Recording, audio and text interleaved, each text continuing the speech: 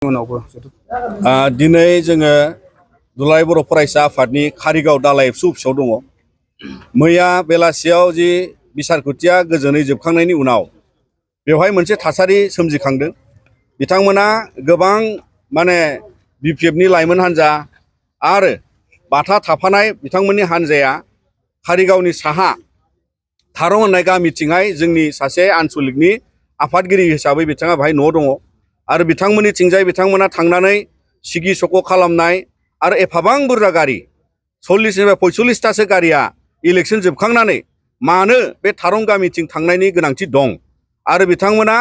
बयखौबो बे लामायाव जायखौ मोन्दों बेखौ बुलांदों आरो बिनि उनाव बिथांमोना बै रायजोफ्रा जाय जायगायाव बिपुलनि न'खौ बेंनानै दंमोन बेवहाय बिथांमोना बिथांमोननि फारसे नांलायफिननाय बिथांमोनजोंहाय बावहाय जि गाग्लोबनाय रायजोफ्रा होख्रां होरसि खालामहरो आरो बिनि उनाव बिथांमोना रायजोफोरखौ अन्थाइ खुबैनाय बाथुल गावनाय बेबादि मोनसे अबस्था जादोंमोन आरो बेखौ रायजोफ्रा खुनु फद्दाय लुबैया जे बे ओनसोलाव दावराव खालामफैयो। दा बेवहाय दावराव खालामनो फैग्रा हान्जाफ्रा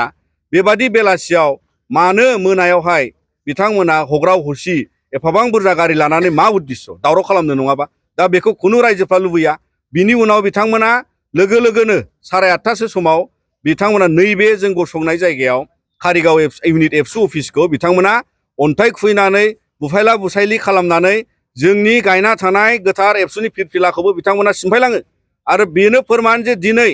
बे कारिगाव हालामाव दावराव खालामनो नागिरग्राफ्रा सोर बेवहाय दिनै जोंनि ओनसोलनि सुबुंफ्रा मिथियो आरो जोंनि एबसुनि मावथिफ्राबो मिथियो जे कारिगाव आउटपस्टनि खोलाहा थिग बेवहाय मोनसे इउथ बिपिएफ अफिस दं। बेयाव थानाय सेंग्राफोर लोगोसे बायजोनिफ्राय लैहोर लैहोर फैनाय गारि मटर लानानै फैनाय बाथानि लिडारशिपआव बिथांमोना फैदों आरो बाथा बिथांखौ जों खावलायनो लुबैदों नोंथाङा सासे दायनि साजायाव बेलाव गबोनाय नोंथाङा दैदेनगिरि नाथाय नोंथाङा दिनै बर' हारिनि गेजेराव बेबादि दावरावखौनो अराय लाखिनो थानाय लुबैनाय सासे दैदेनगिरि होननानै सिनायथि होबाय आरो बेखायनो जोङो नोंथांखौ खावलायो जे बेबादि गुलाय गुजाय दावराव दावसि खालामनिफ्राय गोजानाव थानांगौ आरो दुलाराय बर' फरायसा आफादनि मावख'आव दिनै नोंथांमोननि बे अन्थाइ गिदिर गिदिरजों खुबैनानै जोंनि अफिसाव आक्रमण खालामनाया फोरमान खालामबावदों जे नोंथांमोना बे कारिगाव हालामाव गोजोनखौ लुबैया। मानोना जाय दान मोननै मोनथाम सिगाङाव बाहाय मोनसे जाथाय जाना थांदों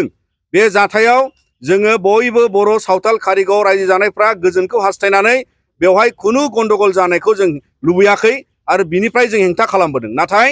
दिनै आरोबाव नोंथांमोना बिदा फंबाय बर'फोरनि गेजेराव इलेक्सन जोबखांनानै बेबादि सिगि सख' खालामनानै बुफायला बुफायलि खालामनानै दिनै बेबादि दावराव दावसि खालामनो नाजानाया बे मोजां जायाखै आरो बिनिखायनो दुलाराय बर' फरायसा आफादनिफ्राय जोङो नोंथांमोननि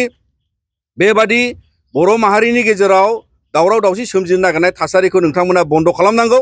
आरो बर' माहारियाव बेबादि दिनै जि मोनसे गोजोन परिबेस दङ नोंथांमोना बेखौ लानानै गेलेनो नाङा आरो नोंथांमोना जेब्लायबो दावराव दावसि खालामनानै रायजोफोरनि गोसोखौ बोनो नाजानाया बियो मोनसे खैसार आरो जायखौ लानानै दिनै बर' हारिया बेखौ मुगैबोबाय बेखौ नासयबोबाय आरो नोंथांमोना गोदानै जुदि बेबादि सृष्टि खालामनो नाजायोबा बियो मोजां जानाय नङा आरो दुलाराय बर' फरायसा आफादनि बे मावख'खौ जाय नोंथांमोना अन्थाइ आक्रमण खालामनानै बुफाय बुसि खालामबाय बिनि सायाव केस होनाय जागोन आरो नोंथांमोननि बेबादि मनोभाबखौ नोंथांमोना सोलायनांगौ होननानै जों दुलाराय बर' फरायसा आफादआ खावलायहरो। मानोना हरनि समाव रावबो मोजां मानसिया रावबो मोजां गोसोनि सुबुङा गारि मटर होंगो दोंगो लानानै बेबादि बुफायला बुसायलि खालामनो गोसो जाया आरो बियो बर' हारिनि थाखाय दिनै साननो गोनां आरो दुलाराय बर' फरायसा आफादआ अराय सम जों नोंथांमोननि बेबादि आखलखौ हेंथा खालामलांगोन आरो जोङो नोंथांमोन बेबादि आखलनि हेंथायैबो जोङो जुजिलांगोन आरो जों गोजोन परिबेस लाखिनायाव बयबो रायजो आइ आफादनि मददजों जों अराय सम आवगायलांगोन आरो बेवहाय नोंथांमोना फिन फोरमान गालांबाय जे दुलाराय बर' फरायसा आफादनि फिरफिलाखौ नोंथांमोना बुफायलांनानै अराय नोंथांमोना जोंनि एक्जिस्टेन्सनि सायाव माहारि आफादनि एक्जिस्टेन्सनि सायाव आरो बिसारख'थिखौ दहाय खालामनानै नोंथांमोना दावराव दावसि खालामनानै भट आदाय खालामनो नाजानाया दिनै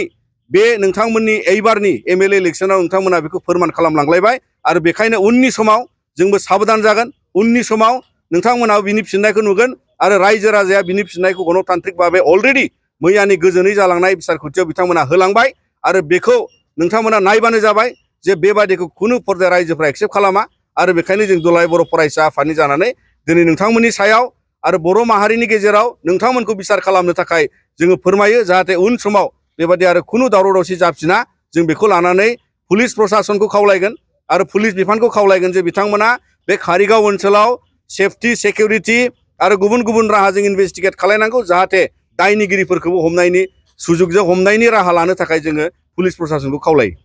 बे दुलाराय बर' फरायसा आफादनि मावथि बा सरासनस्रा सुबुङा जोङो गामिनि जाय थारं एरियायावहाय बिथांमोना गन्डगल खालामबाय, अन्थाइ खुबैबाय, बाथुल गावबाय, बिथांमोननि अन्थाइ खुबैनाय बाथुल गावनायाव गामिनि साथाम साब्रै सुबुङा जखम जादों। सासेया खर'आव आघात मोनदों, मेगनाव आघात मोनदों आरो बेबादिनो जों मिथिनो मोनबावदोंसो जे बेवहाय बिथांमोना एयार गान गावदों आरो एयार गाना मानसि गावनायनि नङा, बिथांमोनाथ' आसल गानखौनो गावगौमोन। दा दिनै बेखायनो जोङो साबधान खालामदों पुलिस प्रसासनखौ जे बिथांमोना एयार गाननि नामाव आसल गानखौ गावनो सुजुग मोनाखै, नाथाय तामुलपुराव आसल गानखौ गावलांदों। दा बेखायनो दिनै जोङो दुलाराय बर' फरायसा आफादनिफ्राय बेबायदि मोनसे थासारिनिफ्राय जों गासै आइ आफा रायजो राजाफोरखौबो जों सांग्रां खालामहरो जाहाथे खुनु फद्दाय बड'लेण्ड ओनसोलाव बेबायदि मोनसे सुजुग सुबिदा दामोनथों आरो बिथांमोन बायदि सुबुङा खुनु जायगायाव केम्प खालामनानै थानाय बेबायदि मोनसे थासारि मोननो नाङा। आरो दुलाराय बर' फरायसा आफादा अराय सम जों नोजोर लागासिनो दं। बिथांमोना मोनब्रै मोनबासो जायगायाव बेबायदि केम्प थायो इलिगेलि, जों मिथिगौ रामफलबिल हाथायावबो दङ आरो नैबे बिसमुरि ओरैहाय कारिगाव एरियानि सिंजायबो दङ आरो बेजों लोगोसे नैबेहाय कारिगावनि जि इउथ बिपिएफ केम्प दं, बिथांमोना इलेक्सन समाव आरो गुबुन गुबुन बेबादि सिचुवेसनखौ क्रियेट खालामनो थाखाय, बे जाथाय खालामनो थाखाय बिथांमोना जमा जायो, बेखौ जों मिथिगौ। आरो बिनिखायनो दिनै पुलिस प्रसासन आरो गासै रायजो राजाया बिथांमोनखौ नोजोर होनाया मोजां।